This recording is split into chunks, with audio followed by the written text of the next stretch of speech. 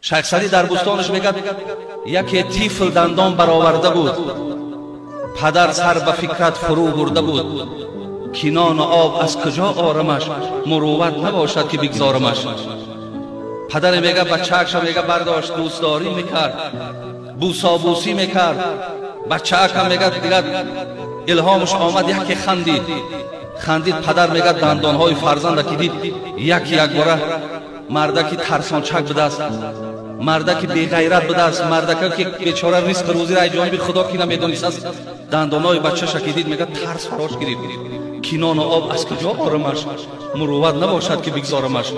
این بچه ما صاحب دندان شده، یک پگا نان میگه اینا من از کجا نان تامین کنم؟ ولی بسیار ما برادرها لاف میزنیم من نباشم اگر خدا میدونه یگان تای تو زنده نمیمونی.